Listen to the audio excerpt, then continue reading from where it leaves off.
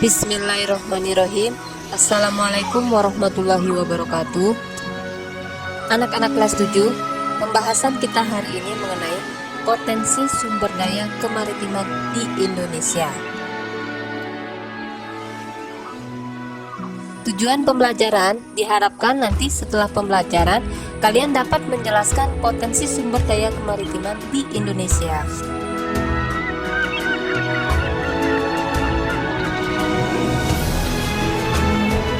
Potensi kemaritiman yang akan kita bahas meliputi sumber daya perikanan, hutan mangrove, dan terumbu karang.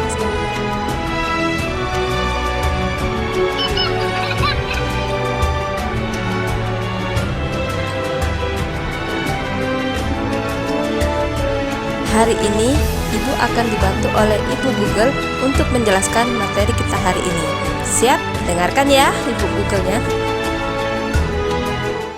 Terima kasih Ibu Ani. Baiklah anak-anak, jumpa lagi dengan saya, Ibu Google. Baiklah anak-anak, sebelumnya kita membahas tentang potensi sumber daya alam Indonesia. Materi sekarang kita membahas tentang potensi kemaritiman Indonesia. Jangan lupa like and subscribe. Potensi kemaritiman Indonesia. Luas laut Indonesia mencakup 2/3 dari seluruh luas wilayah Indonesia, yaitu 5,8 juta kilometer persegi. Di dalam laut tersebut, tersimpan kekayaan alam yang luar biasa besarnya. Potensi sumber daya laut Indonesia tidak hanya berupa ikan, tetapi juga bahan tambang seperti minyak bumi, nikel, emas, bauksit, pasir, biji besi, timah, dan lain-lain yang berada di bawah permukaan laut. Kekayaan yang dapat dimanfaatkan dari sumber daya laut yang lain adalah sumber daya alam berupa mangrove dan terumbu karang. Sumber daya tersebut dikenal dengan sumber daya pesisir. Baiklah anak-anak, sekarang kita bahas potensi sumber daya laut Indonesia, meliputi perikanan, hutan mangrove, dan terumbu karang. Kita bahas yang pertama, perikanan. Jangan lupa like and subscribe. Sumber daya perikanan laut merupakan salah satu potensi sumber daya laut di Indonesia yang sejak dulu telah dimanfaatkan penduduk. Laut Indonesia memiliki angka potensi lestari yang besar, yaitu 6,4 juta ton per tahun. Potensi lestari sekitar 5,12 juta ton per tahun. Kenyataannya, jumlah hasil tangkapan ikan di Indonesia belum mencapai angka tersebut. Ini berarti masih ada peluang untuk meningkatkan jumlah tangkapan yang diperbolehkan. Perbedaan sebaran ikan secara umum antara wilayah Indonesia bagian barat dan timur. Di Indonesia bagian barat dengan rata-rata kedalaman laut 75 meter. Jenis ikan yang banyak ditemukan adalah ikan pelagis kecil. Kawasan Indonesia Timur dengan rata-rata kedalaman laut mencapai 4.000 meter. Banyak ditemukan ikan pelagis besar seperti cakalang dan tuna. Selain ikan yang tersedia di lautan, penduduk Indonesia juga banyak yang melakukan budidaya ikan, terutama di daerah pesisir. Di pantai utara Pulau Jawa, banyak masyarakat yang mengembangkan usaha budidaya ikan dengan menggunakan tambak. Jenis ikan yang dikembangbiakkan di sana adalah ikan bandeng dan udang. Kekayaan alam kita yang berupa ikan banyak diambil oleh nelayan dari negara lain berupa praktik pencurian ikan atau illegal fishing. Ada beberapa wilayah perairan Indonesia yang rawan dengan kegiatan illegal fishing. Wilayah yang paling rawan dengan praktik pencurian ikan adalah Laut Arafuru, Papua, di timur perairan Indonesia. Berikut contoh pencurian ikan oleh kapal asing. Kata Bu Susi, tenggelamkan. Bisa dipahami ya anak-anak? Selanjutnya, potensi sumber daya laut Indonesia yang kedua yaitu hutan mangrove. Selain ikan, kekayaan laut Indonesia juga berada di wilayah-wilayah pesisir berupa hutan mangrove, rumput laut, padang lamun, dan terumbu karang. Hutan mangrove atau hutan bakau adalah tipe hutan yang berada di daerah pasang surut air laut. Saat air pasang, hutan mangrove digenangi oleh air laut, sedangkan pada saat air surut, hutan mangrove bebas dari genangan air laut. Umumnya hutan mangrove berkembang dengan baik pada pantai yang terlindung, muara sungai, atau laguna.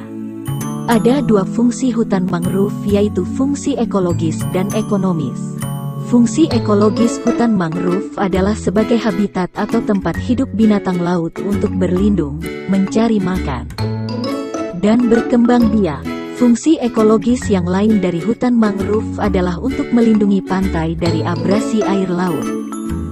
Fungsi ekonomis hutan mangrove berupa nilai ekonomis dari kayu pepohonan dan makhluk hidup yang ada di dalamnya. Fungsi ekonomis lainnya hutan mangrove dapat dijadikan tempat pariwisata.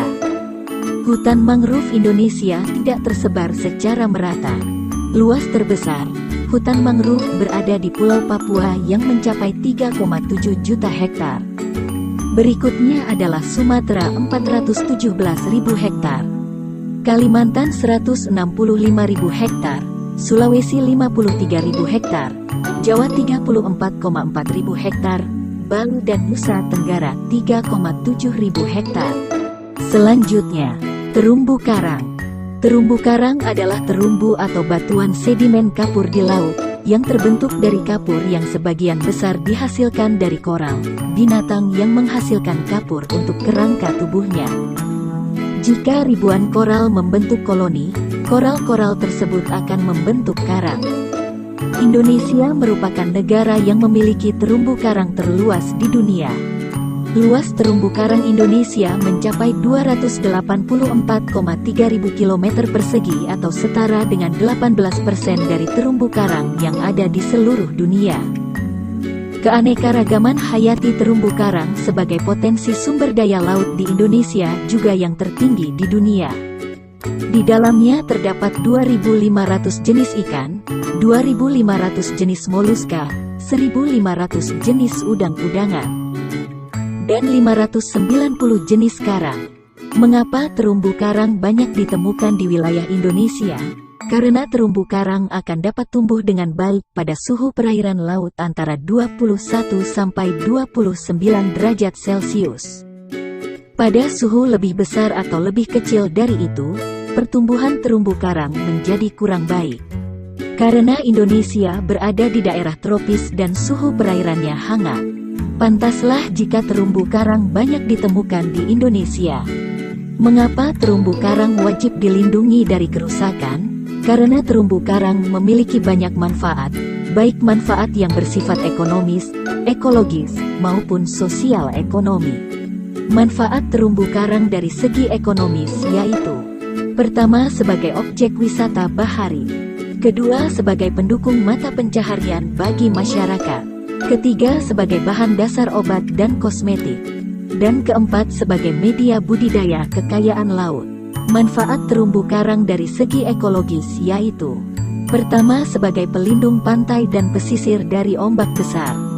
Kedua, sebagai sumber keanekaragaman hayati. Ketiga, sebagai penunjang ekosistem laut. Dan keempat, mengurangi dampak pemanasan global. Manfaat terumbu karang dari segi sosial ekonomi yaitu: pertama, sebagai penunjang penelitian dan riset ekosistem laut. Kedua, sebagai tempat rekreasi masyarakat. Laut Indonesia diperkirakan memiliki potensi sumber daya ikan 6,4 juta ton per tahun yang tersebar di seluruh perairan wilayah Indonesia dan perairan zona ekonomi eksklusif Indonesia. Indonesia menjadi salah satu negara bahari yang memiliki kawasan terumbu karang yang luas, mencapai 7.500 km. Kondisi ini membuat perairan Indonesia menjadi salah satu ekosistem laut terkaya yang ada di dunia, termasuk habitat biota laut langka serta migratory species. Laut Indonesia dijuluki sebagai The Queen of Pearl karena menghasilkan salah satu mutiara langka di dunia yang bernama South Sea Pearl. Berdasar data dari Kementerian Kelautan dan Perikanan, di dunia produksi South Sea Pearl mencapai 12 ton per tahun. dan Indonesia menghasilkan hampir 7 ton di antaranya. Hal ini berarti lebih dari 50% mutiara jenis ini yang ada di dunia berasal dari Indonesia.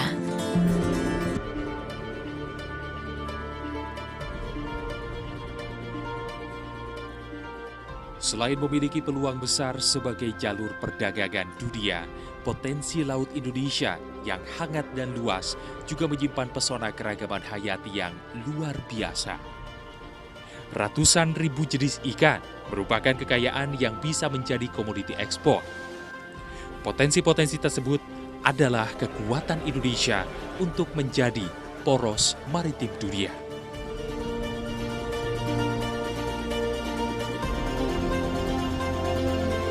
Demikianlah anak-anak pembahasan kita hari ini. Mudah-mudahan kalian dapat memahaminya. Terima kasih. Wassalamualaikum warahmatullahi wabarakatuh. Terima kasih Ibu Google. Alhamdulillah, selanjutnya kalian bisa kerjakan tugas di blok IPS ya.